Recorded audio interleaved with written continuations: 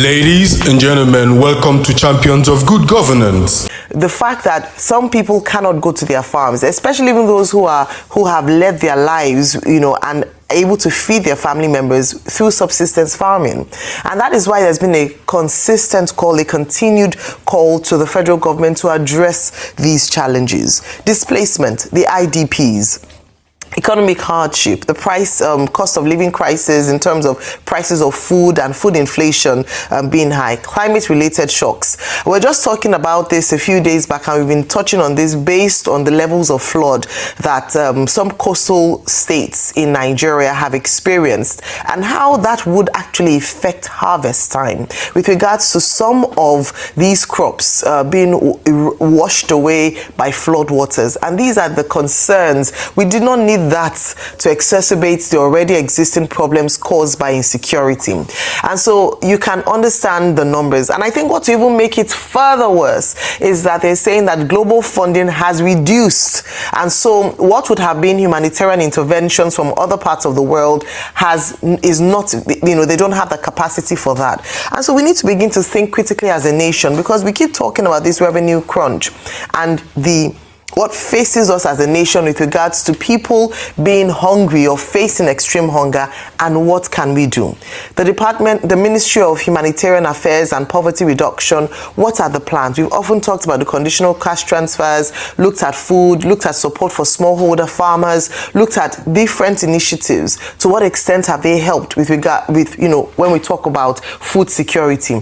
We've talked about certain, concessions for farmers around tariff and duty on certain food produce, taking off tax from certain food produce just to make it more available. We've looked at perhaps even opening the borders to ensure that we're able to meet the food shortfall. But the big critical conversation would be, how much money does the Nigerian government have to invest in this area?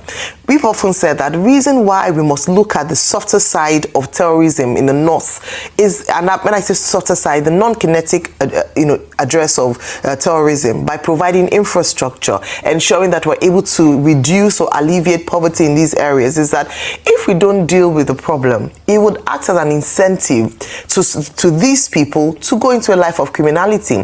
And if the government fails them, we've seen in certain areas in the country, especially in the north, where the community members are beholden to terrorists because they almost feel bandits, because they feel like they've provided better security for them in that area. So you can entice the community by ensuring that they are able to provide food for them from the proceeds that they make from a life of criminality, through ransom and the likes. If you continue to do that, you whittle down the power of legitimate government. And so that is why it is a matter of urgency, and I hope that there will be a response from the Nigerian government to this particular news and information, this statistics released by the World Food Programme. Very critical. We cannot talk about politicking ahead of 2027 and the likes if we don't address this particular matter, and the rains will continue to fall, so we need to look at that. Add to that what has been warned as what could perhaps be a health crisis if it's not properly managed, typhoid, cholera, malaria, some of the illnesses and diseases that have been said might rear their heads based on this level of flooding. I mean, Rufa, your take on these stories. Okay, when it comes to farming, the most important problem with the Nigerian farming ecosystem is not that we don't produce, it's post-harvest losses. So if you produce about 100%, post-harvest losses takes over 40-50%. Before you even take from farm to table, you've lost half of it. You think Nigeria does not produce enough strawberry. Why is strawberry being imported? Because you can't move strawberry from Jos to Lagos. You don't have the logistics. Roads are bad. Are you going to air freight them? The logistics is problematic. So most of them rot out in Jos. Have you ever wondered why food is cheaper in some parts of the country than some parts? Post-harvest losses. Second problem, logistics. What are the practical solutions? Government must provide storage facilities. I think we were talking about the other day when government hived off most of its storage facilities. So when government was even saying, okay, we'll release grains from National Grain Reserve, people were asking, where's the grain? Where's the National Reserve? How are we storing this food? And you know what happens then? If the middlemen now buy this food, They hold the food, then they hike up the price. Some people have done local initiatives, things like, I think it's Affect or Affegs, where they have like a place to store, sort of like an exchange, and they can also help with the pricing when things get a lot better or when things get worse, you can release it out there.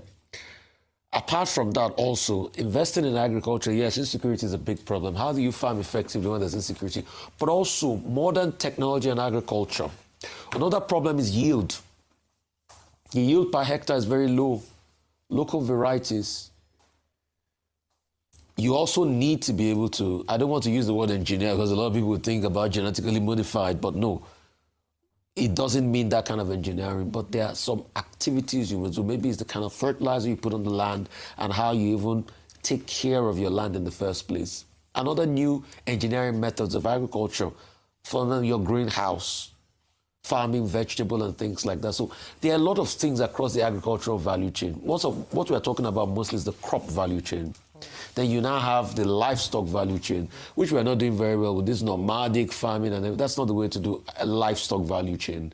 It has to be very intensive. It has to be holistic to be able to mitigate. Then you get more yield for your meat. Then you get better yield quality, not the kind of meat quality we have here. And also you are able to appropriate and export. So that's another value chain. Then there's a technological value chain to agriculture that talks about, the technology. How can you use new technology, artificial insemination, things like that? How can you store a semen for a very good breed to be able to fertilize another breed to make a lot of production value chain? Then you have another value chain which has to do with the agri-economics and agri-extension.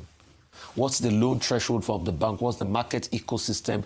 Who are those going to talk to people on ground as regards better agricultural practices? So there's a value chain. So when you put all of this together, that's what makes up the food production value chain.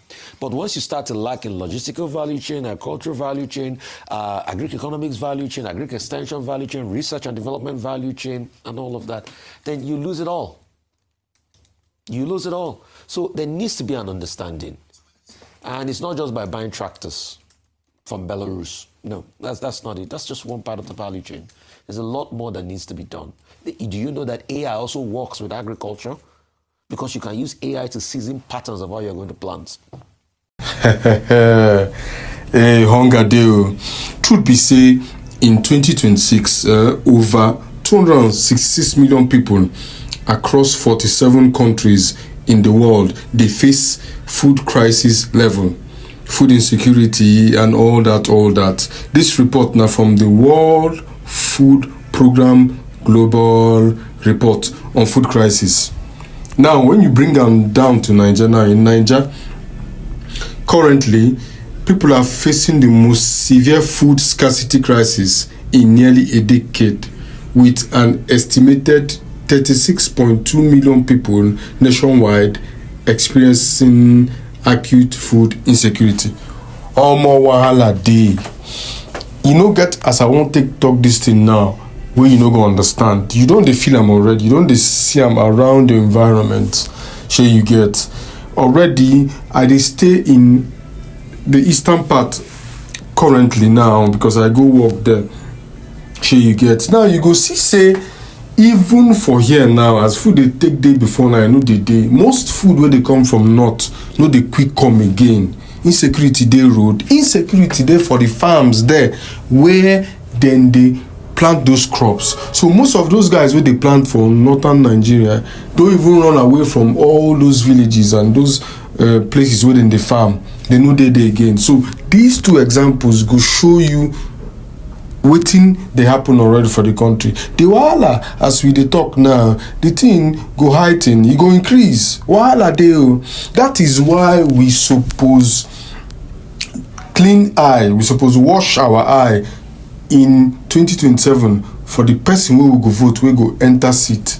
Because the present government wey dey no even send.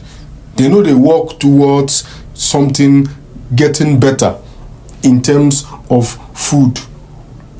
Wahala dey, my people. Make una drop una views in the comments. Make we exchange views. Make we know the way forward. if as e dey now with food scarcity, if you get things wey we fit dey do, wey we dey help ourselves, just comment am, make everybody hear.